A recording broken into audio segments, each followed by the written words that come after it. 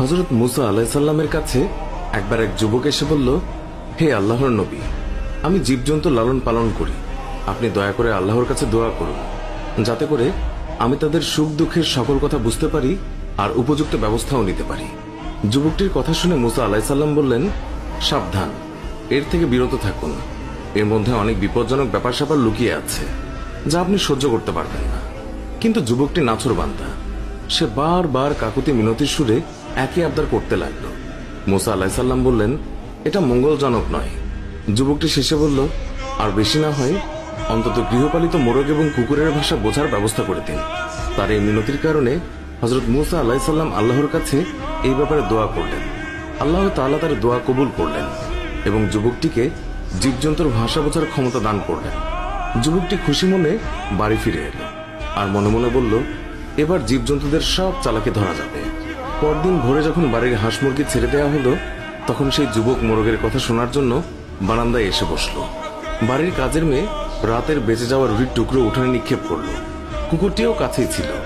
এই সময় মোরগটি ঝাপটি মেরে রুটির টুকরো মুখে পুরে নিল। কুকুরটি প্রতিবাদের সুরে মোরগকে বলল, রুটির টুকরো আমার ভাগে ছিল, তুই নিয়ে গেলি কেন? উত্তরে মোরগ বলল, একটু সবুর করো, অবস্থার দ্বারা বুঝতে পেরেছি কালকেই আমাদের মনিবের সুন্দর ঘোড়াটা মারা যাবে, তখন তুমি মজা করে তার গোশত খেতে পারবে। বারান্দায় বসে থাকা যুবক মোরগের কথা শুনে চিন্তায় পড়ে গেল। তারপর লোকসান এড়ানোর জন্য ঘোড়াটি বাজারে নিয়ে বিক্রি করে দিল। পরদিন ভোরে আবারও যখন উঠোনে রুটির টুকরো ছড়ানো হলো, তখন মোরগটি সঙ্গে সঙ্গে তা লুফে নিল। কুকুরটি সেদিনও বঞ্চিত হয়ে রাগ করে মোরগকে বলল, ধোকাবাজ কোথাকার, কালকে রুটি নিলে আজকেও নিয়ে গেলে, কই ঘোড়া তো মরল না, বরং মালিক তা অন্যখানে বিক্রি করে দিয়েছে। জবাবে মোরগ বলল, ঘোড়া সত্যিই মরেছে, তবে অন্যখানে। অধৈর্য হয় না, ব্যবস্থার দ্বারা জেনেছি কালকে মনিবের উটটি মারা যাবে, তখন তুমি মজা করে ইচ্ছে মতো খেতে পারবে। উটের মৃত্যুর কথা শুনে মনিব পেরেশান হয়ে গেল আর তৎক্ষণাৎ তা বাজারে বিক্রির জন্য পাঠালো এবং নিশ্চিত ক্ষতির হাত থেকে বেঁচে গেল।